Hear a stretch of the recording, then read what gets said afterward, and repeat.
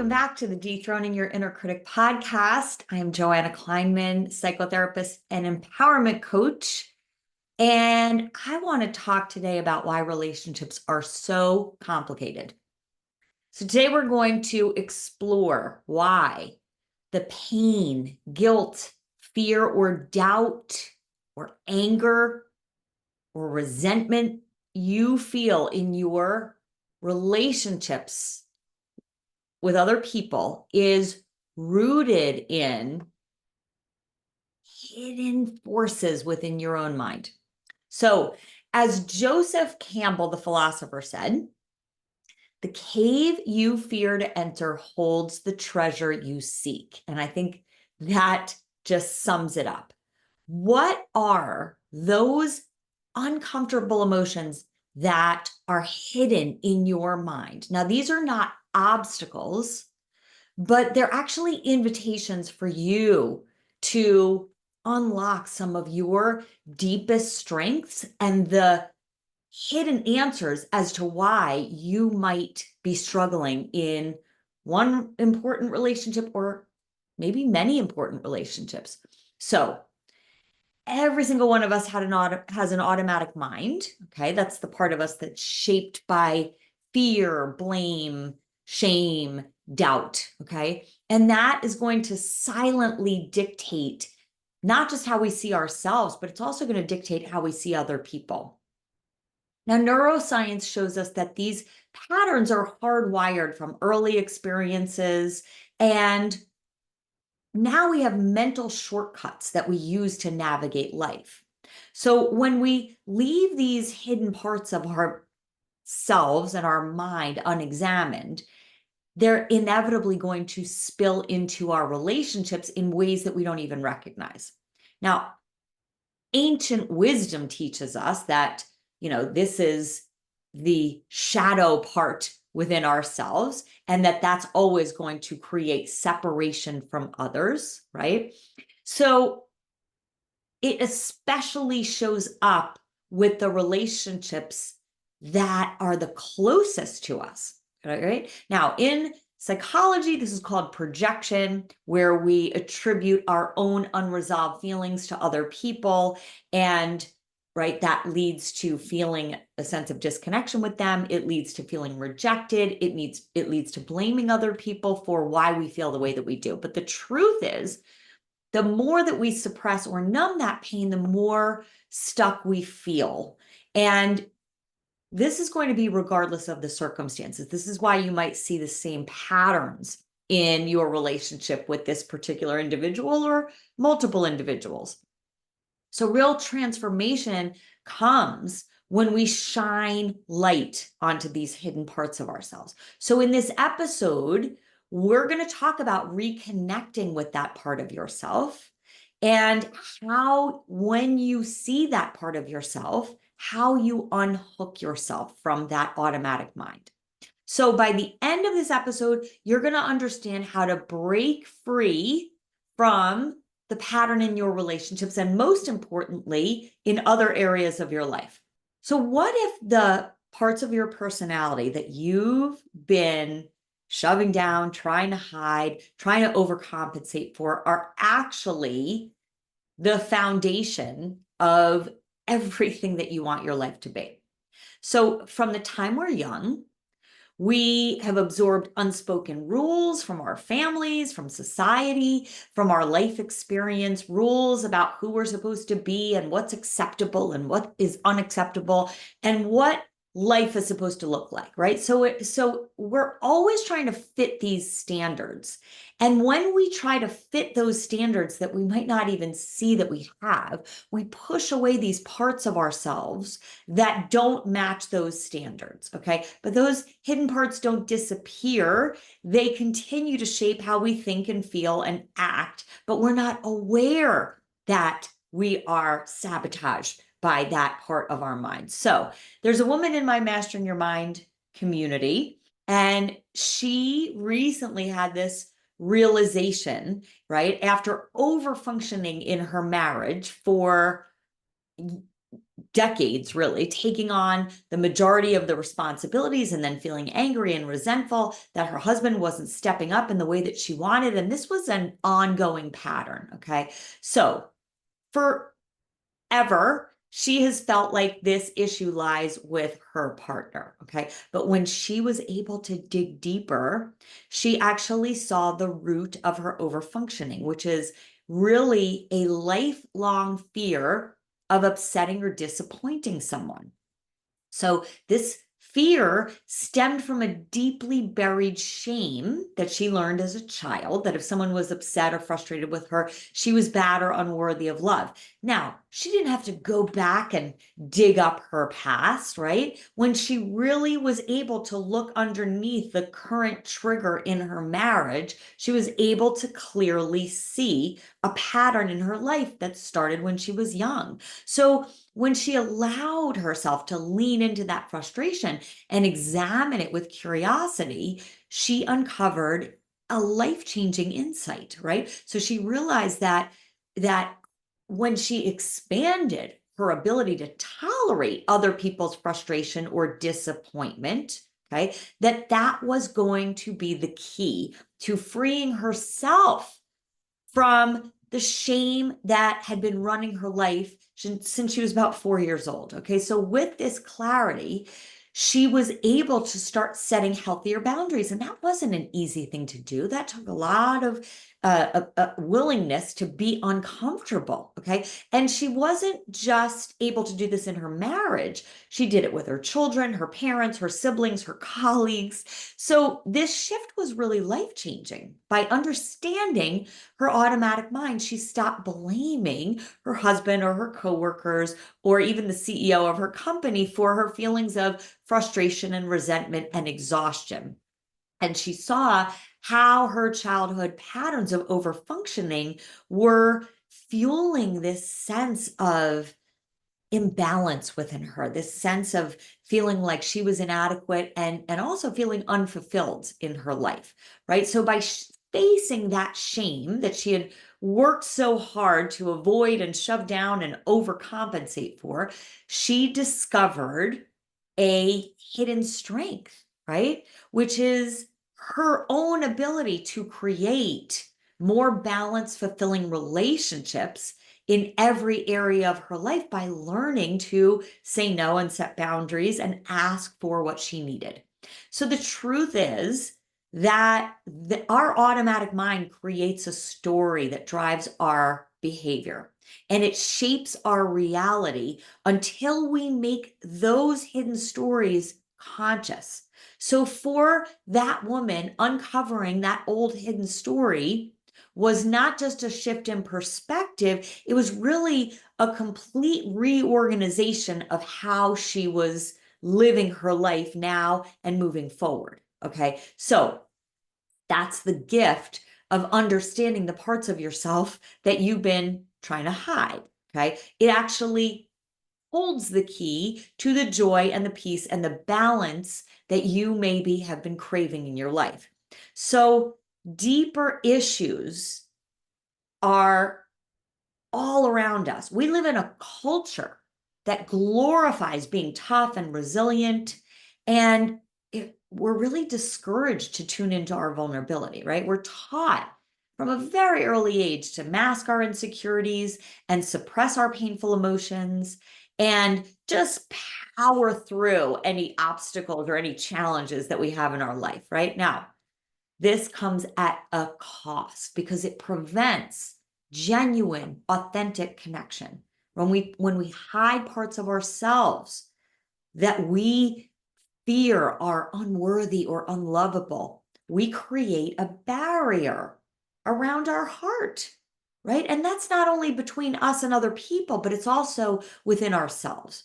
So if you are struggling with feeling not good enough, or you worry that, right, somehow you are not okay if you upset somebody, it's very easy to find yourself reacting defensively when you're criticized or you're devalued or you feel like you're being rejected, or you feel like you're being not listened to. Okay. So you might get hurt when somebody is angry at you, or even question your own value if somebody else doesn't recognize it. Okay. But here's the real question to ask yourself: why is it so easy for me to personalize other people's behavior? So, our minds are wired to protect us from pain. And one of the ways that we do this is by interpreting external circumstances and external feedback from other people as a reflection of our own self worth. But the truth is, the way others behave has much more to do with their own inner world than it does to do with us. So when we take their actions personally, it's often because of an unresolved part of ourselves, right? The part that has been doubting our worth or value. And that is the part that gets triggered by other people. So the key to breaking this cycle is learning to sit with those vulnerable feelings instead of pushing them away. It's about recognizing that those painful parts of you are not weaknesses, but they are invitations for you to reconnect with your authentic self that might be so deeply hidden that you don't even know what your authentic self is really about. So by facing these insecurities with honesty and self-compassion, you can stop personalizing other people's behavior and start creating the kind of deep, meaningful connections that come from being fully seen and accepted within yourself. Now, I had to learn this lesson repeatedly throughout my life. Every time someone judged me or I felt that I had disappointed someone, I spiraled into shame. And that shame would morph into defensiveness. And sometimes I'd even lash out. And it became a vicious cycle that affected nearly every meaningful relationship I had. And what's worse is that it reinforced this deep unspoken belief that I wasn't good enough for the success or happiness that I truly wanted in my life. So what I didn't realize for a very long time is that this was a core wound of unworthiness, right? And it was a wound that I didn't even know existed. And here's the thing: on the surface of my life, it didn't make sense. I didn't have a traumatic upbringing. I had loving parents. I've always been in good health. I've always had friends. I've always had a lot of love in my life. I was living what looked like a fortunate life. Okay. And so because of this, I believed that I really had no right to feel shame. So I didn't even acknowledge that I had deeply hidden shame. I shoved it down even further. And, I never really looked at it. Okay. But see, shame doesn't need a valid reason to exist. Right. So it doesn't matter what your past was. You may have these quiet moments of self-doubt or inadequacy or unworthiness. And it's in that space where we tell ourselves and truly believe that we're not enough, and might spend our whole life trying to prove that we are enough. And no matter what we accomplish and what life looks like, we still struggle with feeling like we're not enough. So for years, I lived unaware of how that deeply buried unconscious shame was quietly shaping every part of my life, from my relationships to my career to my own sense of self-worth. And so it wasn't until I really turned inward and began to face that part of me with honesty and compassion that I could finally begin to release its hold on me. And that is when everything began to change. That actually led me to create the mind method, right? That has, really become, something that now impacts hundreds of people worldwide. right? And I had no idea that that was going to be a part of my life. So these hidden parts of ourselves are shaping the way that you react to the world daily, okay, without realizing it. But the good news is that you actually have the power to completely transform every part of your life that doesn't match what you want it to be. But you have to be willing to explore those hidden parts of yourself, right? It really can lead you back to what's really been there all along, which is your true authentic self. So here's the thing. This is not as scary as you might believe, right? This part of you is really just a misunderstood part of you that's waiting for you to embrace that part of you, okay? So when you're willing to do the work to shift your perspective and begin to see all of your triggers, even the small ones every day, as your guides. That's how you open the door to profound transformation, right? See, each trigger brings you closer to the freedom and joy and authenticity that's really been there all along. All right. So it takes courage to explore our inner world. Okay. And you don't even need to pinpoint the exact moment that your painful emotions or your shame began. Okay. So I can't remember why I have this shame. I can't remember exactly what the puzzle pieces were that created it. I can remember feeling shame as early as kindergarten, but see, the specifics don't matter. What matters is that we recognize the pattern, okay? So you might be able to recognize parts of this pattern at age 7 and age 15 and 28 and 41, okay? What all of those painful experiences point to is the same never-ending message from our automatic mind. Okay, that's the end step of the mind method. Neutralize the never-ending message. For me, my never-ending message is I'm not worthy of love. Okay, so this is where the mind method becomes transformative. All right, because the end step, neutralize the never-ending message, is really the key to all of it, right? Once you identify that never-ending message, you'll start to see it everywhere, okay? Because it's woven into your thoughts, your beliefs, your behaviors. Now, the first step of the mind method, the M step, is to meet your automatic mind. Now, this is where you clearly see the recurring thoughts and beliefs that are driving your emotions and your reactions.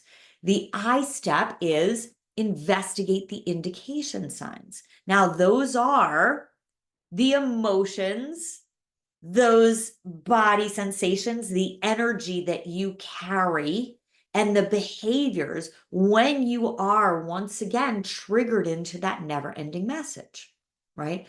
So by working through the M and the I and the N steps, this is how you develop that superpower of self-awareness the moment that your trigger has grabbed you and hijacked your mind once again. And this is how you develop some resiliency, right? So you are able to actually so clearly see your automatic mind that you can unhook from it the moment that you're triggered and then turn yourself towards entirely different thoughts and beliefs that create very different emotions that have you making different choices in your relationships with other people, and more importantly, in your relationship with yourself. Okay. So it's not important to get lost in the details. Okay. You've got to see the pattern and understand how that pattern has been influencing your whole life all along. Okay. So without this awareness, without recognizing the nuances of your automatic mind and how it operates, you remain unknowingly tethered to this automatic mind and that never-ending message, okay? When you shine a light on it, you reclaim the power to align your mind with a completely different way of thinking and being. And that is the D step, design your life. Because when you are able to align yourself with a completely different way of thinking and feeling and being, not only are you accessing your true self, but you are transforming every part of your life moment by moment by moment. Now, here's a question. Have you ever met somebody that you just instantly don't like them? Okay, you don't even really know why. This is pointing to something in your automatic mind, okay? So we automatically and unconsciously project the qualities we dislike or reject within ourselves onto other people, all right? So these are the parts of you that you've worked so hard to suppress or numb or overcompensate for that it's almost intolerable for you to see it in yourself. So when you see it in others, right? And it kind of triggers you to the parts of you that you really dislike the most, you don't want to see it. And that's a defense mechanism that keeps you from confronting pain, right? So when we're triggered and we're willing to reflect on that trigger, we often find that even though it's uncomfortable, we can do it. We can actually experience that discomfort on purpose because we have a bigger vision for the relationship we want to have with ourselves, the relationship we want to have with other people, and the life that we want to design moving forward. Okay. So next time you're triggered by somebody, right? Turn towards those feelings of dislike and try and find what might be your own trigger. What is it about this person that's triggering me to feel so angry or so, unhappy with them? Or what is it that's triggering me to feel like I just don't like this person and I don't want to be around this person? Okay. Now, this does not mean that you have to be around people that you don't like. This is just an opportunity for you to use emotions like jealousy, frustration, judgment, just as the signals, right? The indication signs that they are. That's the I step.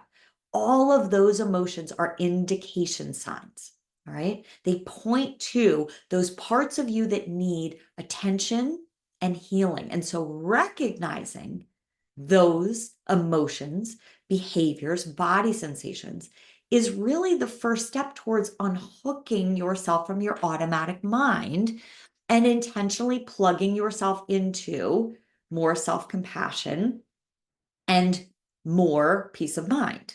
Okay. So the key question to ask is, what does this situation reveal about me?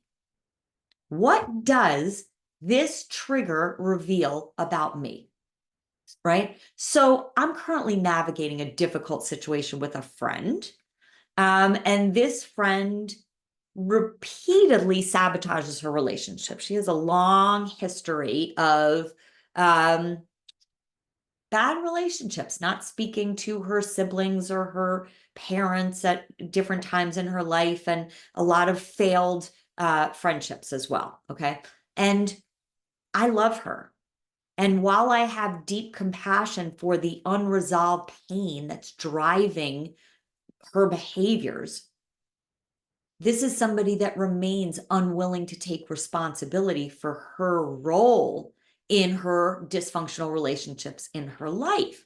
And it's made it nearly impossible to maintain a meaningful connection with her. And I've had to learn to let go, and that's been painful. And I've had to grieve the relationship that I could have had with her had she been willing to do her own inner work. But sometimes the most loving act that we can take is to release a relationship that no longer serves us. All right. Recognizing when it's time to step away. And that really allows us to honor ourselves and to create space for relationships that make us feel valued and loved. And I don't have to hold on to anger and resentment and frustration towards this woman because she's, not cultivating a loving and connected relationship with me, right? If I weren't aware of my never ending message that I'm unworthy of love, I would get angry at her for triggering those feelings. I would blame her, and maybe I would disconnect from the relationship, but I would be filled with so much anger and resentment that I would carry with me even years after I was disconnected with this person. So if you see yourself there, right? If there have been relationships in your past and you are still carrying that pain from a broken relationship, that is a clear indication sign for you to start doing some inner work. Okay. So are you still holding on to relationships that are no longer serving you because you're looking for that person to validate your worth? Okay. So the mind method is really all about the understanding that no one else is responsible for making us feel loved and valued. That is our job. Okay. And we recognize this truth. That's when we can release those toxic patterns and we can start to set boundaries for ourselves and disconnect from relationships that were really rooted in that never ending message, and instead align ourselves with a part of our true authentic selves that's able to say, we deserve better, we deserve more, and we can lovingly let those people and those relationships go and trust that as long as we keep living our life from our true authentic selves, we create the space and the room for new relationships that align with that authentic part of ourselves.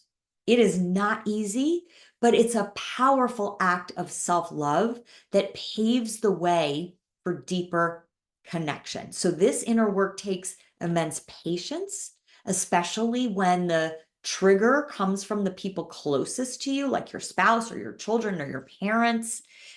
For me, I can tell you no one's triggered me more in my past than my father and my sons, okay? And it was through applying the mind method many years ago, particularly the D step, design your life, that I was able to completely transform my relationships with them. And thank goodness, because my father passed away a little over a year ago, and I had completely transformed my relationship with him such that I was really at peace when he died, right? So by stepping out of the grip of my automatic mind and letting go of this feeling that I was unloved when they would criticize me or judge me, I came to see those invisible walls that I had built around my heart to protect myself from the hurt of feeling like I was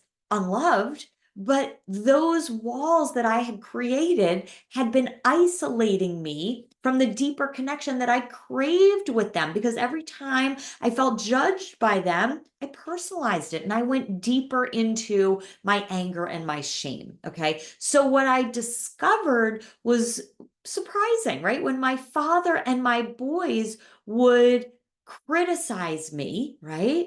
It was not actually their words that caused me pain.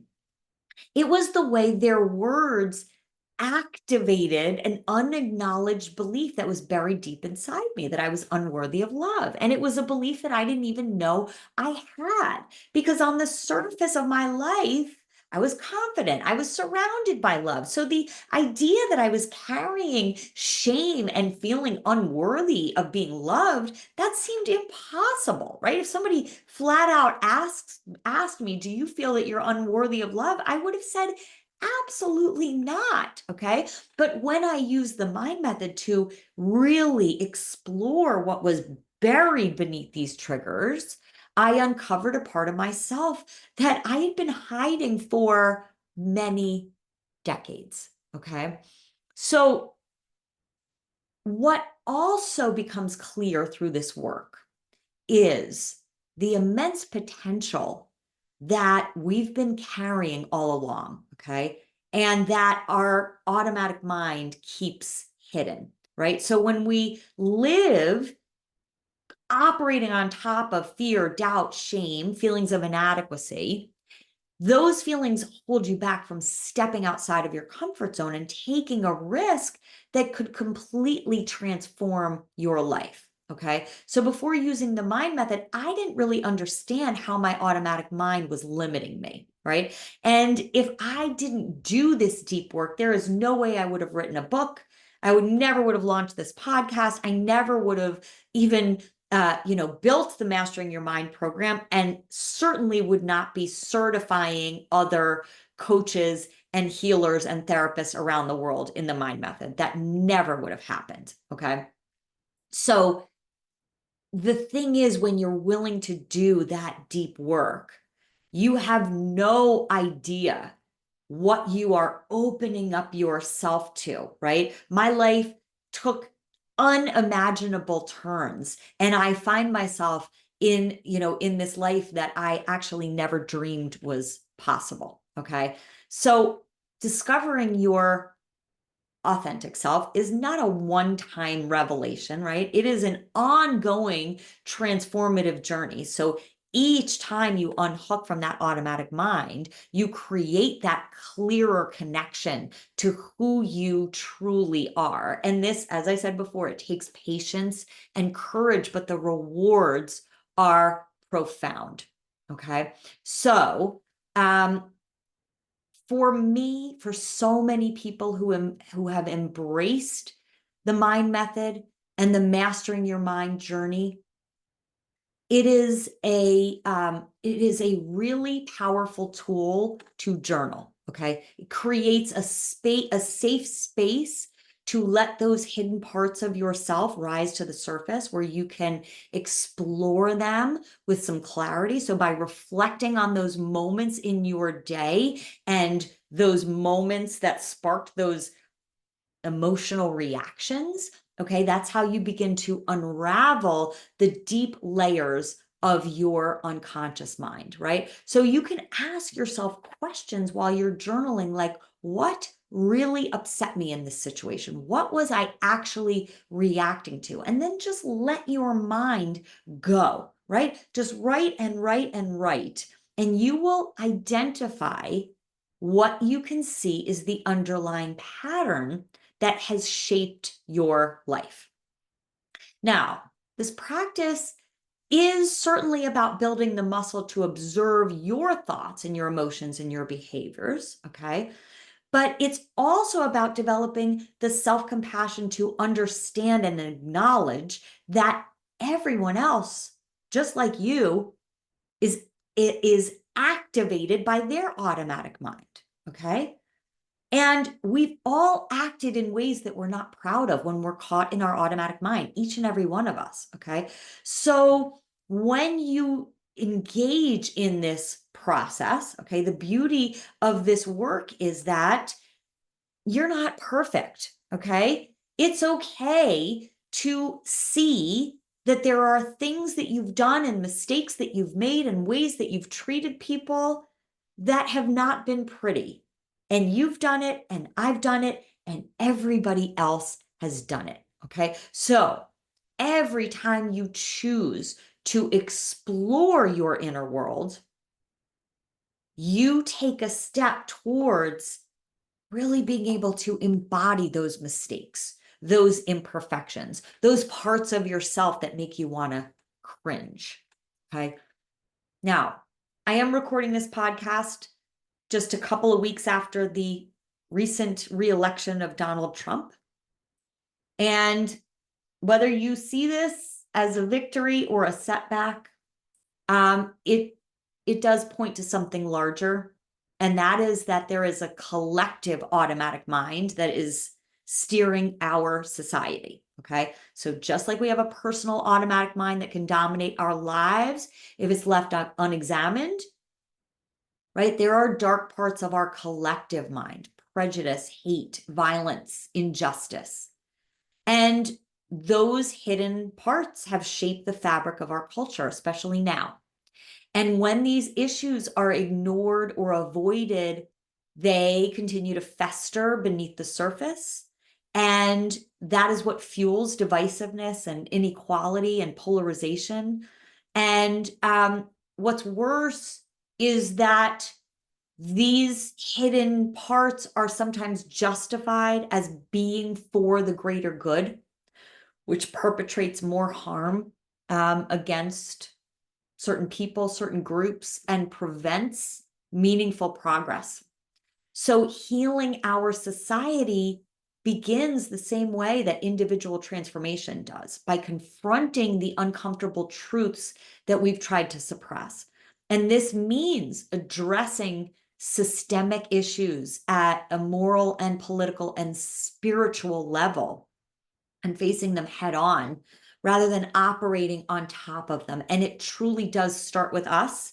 When you understand your own automatic mind, your biases, your judgments, your blame, you start to see how these personal patterns connect to the broader issues in our world, right? Because this awareness of ourselves ripples outward. It changes how you treat other people, how you engage with the world, and how willing you are to align your actions with your values, right? It empowers you to confront uncomfortable truths about marginalized groups and own up to, right, historical wrongs in your life, and take responsibility for your role, however small it may seem, in perpetuating or dismantling injustice, again, in your own life or in our world. Okay.